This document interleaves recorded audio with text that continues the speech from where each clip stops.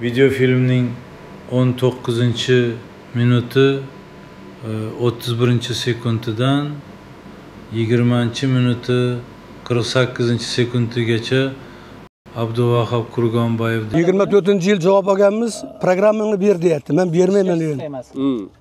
Men programmani bersam olardim bultur. Men aytdim, keyin menga aytishdiki, sen endi keyingi yilga bir yil через Akademiya nauk yuborsang, bu shunda programmani berasan. Endi men odamlarim bo'yab turadigan.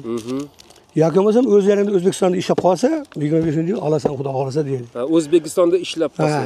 Endi qarang, olishimga 100% ishonchman, chunki axborotlarni men simsiz uzatyapman.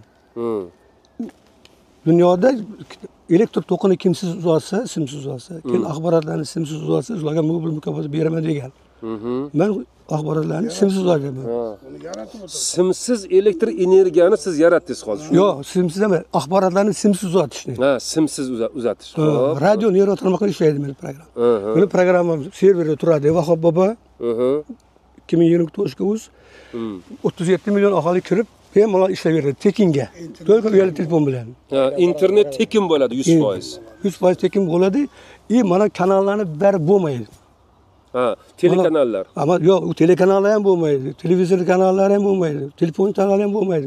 Mana Facebook, Instagram, Telegram degan bo'lsa, video filmning 21-minuti 2-sekundidan 22-minuti 40-sekundigacha Abduvahab Kurgonboyevning shogirdlaridan biri.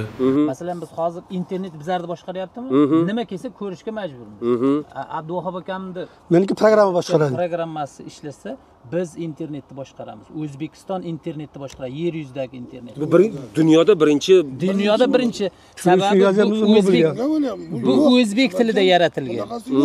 Qarang, 12 mingta dasturni bitta joyga yig'ib, ustoz 40 yildan beri yaratib, o'zbek tilida dasturlarda Al-Xorazmiy bobomizning ikkilik modelida o'sha 12 mingta dasturdan platformani yaratgan. Platforma hurmatli yurtboshimiz qo'lidagi telefoni orqali 37 million aholini har bittasini ko'rib o'tiradi. Kim qayerda nima ish qilyapti? Xohlasa yurtboshimiz tashrif bilan Xitoyga borsa, mana shunday telefonni ochadi, bemalol masalan Xitoyda turib ko'raveradi. Kunlik ma'lumotlar kerak emas prezidentimizga. Masalan, hozir biz mana bu yerga Orol dengizini to'ldirish bo'yicha taklif xat yozganmiz. Masalan, o'sha paytlarda endi qaysidir vazirlikka yozganmiz. Bu yerda yozyapmiz mana, har kuni sarflanayotgan 10-15 tonna qog'ozni bir kunda sarflanayotgan. 10-15 tonna qog'ozni, 20-25% ichimlik suvini, 60% gisemni, 25-30 milliard kilovat soat elektr energiyasini iqtisod qiladi deb yozyapmiz. Demak, xat yozgan odam nuqta virgulgacha javob berish kerak. Chunki ijtimoiy tarmoqqa chiqqandan keyin mana shu narsalarga javob berish kerak. Lekin yurtboshimizga bu narsalar yetib bormayapti.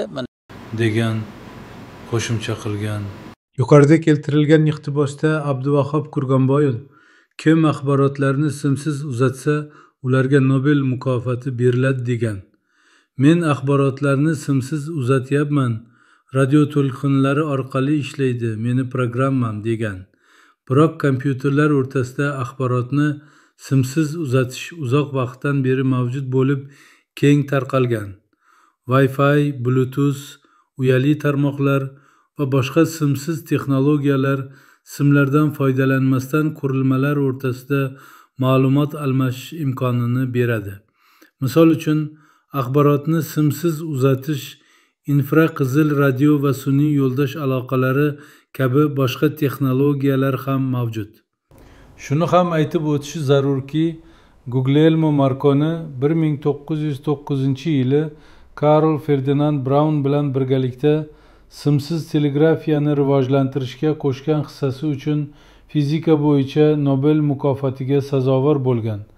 Bu uning amaldagi simsiz aloqa tizimini yaratishdagi mehnatining e'tirofi bo'lib, natijada radiodan keng foydalanishga olib kelgan. Turing mukofoti kompyuter fanlari va axborot texnologiyalari sohasidagi nufuzli mukofot bo'lib, ayrim hollarda raqamli sanoatning Nobel mukofoti deb ham ataladi. Bu mukofot informatika sohasidagi eng nufuzli mukofot bo'lib, bu sohaga qo'shgan ulkan ilmiy va texnik hissasi uchun hisoblash mashinalari assotsiatsiyasi tomonidan taqdim etiladi.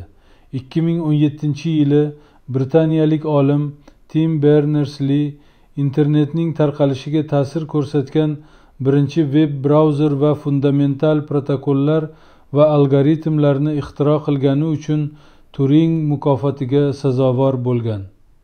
Endi Abduvahhab Kurgomboyevning programmam serverda turadi. Vahob bobo 2020.rt.uz 37 million aholi kirib bemalol ishlayveradi tekinga. To'lka uyali telefon bilan. Internet 100% tekin bo'ladi degan gaplar ustida to'xtalamiz. O'zbekiston aholisining umumiy soni 2025-yil 1-iyun holatiga 37 million 783 ming 56 nafarga yetgan bo'lsa-da, Abduvahhab Kurgomboyev bu ko'rsatkichni 37 million kishiga teng deb ko'rsatgan va uning shogirdlaridan biri platformada hurmatli yurtboshimiz qo'lidagi telefoni orqali 37 million aholining har birini ko'rib o'tiradi. Kim qayerda nima ish qilyapti degan ahmoqona gapni aytishgacha borgan. U va uning shogirdlari bu umumiy aholi soni ichida qariyalar, o'rta yoshlilar, yoshlar, bolalar va go'daklar borligini va ular har birida o'rtacha 5 tadan odam bo'lgan 7 million 556 ming 611 ta uy xo'jaliklariga bo'linishini, umumiy aholining taxminan 19 millioni ishga yaroqli odamlarimizdan iborat bo'lib, ulardan 14 million 210 mingi ish bilan band va 4 millioni esa mehnat muhojirlaridir. Demak, O'zbekistondagi har bir uy xo'jaligida o'rtacha 2,51 ta kishi ishga yaroqli bo'lib, ulardan o'rtacha 1,88 kishi ish bilan band va 0,32 kishi mehnat muhojiridir. Qolganlar esa ishsiz va band bo'lmagan fuqarolardir. Unday holda har bir uy xo'jaligida yashovchi odamlarimizning qariyb yarmi kichik yoshidagi bolalar va go'daklardan iborat ekan desak, bu ayni haqiqat bo'ladi. Bu tahlillardan ko'rinib turibdiki, Abduvahhab Kurgomboyev qancha odam uyali telefonlar orqali uni qalbaki serverida ishlayverishini ham bilmaganligi uchun 37 million nafar aholi ichidagi statistik ma'lumotlarda nazarga olinadigan 8-15, 6-7-3-5 yoshlardagi bolalar va hattoki 0-2 yoshli go'daklar ham uyali telefonlari bilan unda bemalol 100% tekinga ishlayveradi deb o'ylaydi. O'zini dunyodagi eng buyuk kibernetik va matematik deb hisoblaydigan Abduvahhab Kurgomboyevning buday ahvolga tushib qolishi kulgili bir holdir. Abduvahhab Kurgomboyevning yuqoridagi iqtibosda aytgan Monov kanallarni bari bo'lmaydi. Telekanallar ham bo'lmaydi. Televizor kanallar ham bo'lmaydi. Telefon kanallar ham bo'lmaydi. Monov, Facebook, Instagram, Telegram degan gaplarini bitta server to'g'risida gapiryapti deb unga ahamiyat bermasligimiz ham mumkin edi. Biroq video filmning 21-minuti 2-sekundidan 22-minuti 40-sekundigacha Abduvahhab Kurgomboyevning shogirdlaridan biri uni qo'llab-quvvatlash maqsadida aytgan va yuqorida iqtibos sifatida keltirilgan gaplariga ChatGPT, OpenAI tahliliy javob berib, quyidagi fikrlarni bildirdi. Kurgomboyev past darajadagi dasturlash tili bo'lgan assemblerda yaratgan davlatni boshqarishning virtual modeli. Davlatni boshqara olishi mumkin bo'lmaganidek. U dastur 40 yil davomida assemblerda 12 mingta tayyorlamchi dastur to'plab, O'zbekiston va butun jahon internetini nazorat qilishi ham aslo mumkin emas. Kurgomboyev va uning shogirdlari qilgan. Bunday nazoratni amalga oshirish mumkin degan bayonot ilmiy va texnik asoslarga mutlaqo ega emas. Chunki birinchidan ularning Al-Xorazmiy ikkilik modeli o'sha 12,000 dastur platformasi yaratilgan degan da'vosi tarixiy va ilmiy ma'lumotlarga mutlaqo ziddir. Al-Xorazmiy 850-yillarda yovib o'tgan matematik va astronom bo'lib algoritm va arifmetika asoslarini yaratgan, lekin binar tizim va dasturlash tillari uning faoliyati doirasida mavjud bo'lmagan. Xususan binar ya'ni 0 va 1 va dasturlash konsepsiyalari 20-asrda vujudga kelgan va zamonaviy axborot texnologiyalari va kommunikatsiyalarining asosini tashkil etadi. Ikkinchidan, o'zbek tilida dasturlash fikri ilmiy va texnik nuqtai nazardan noto'g'ri.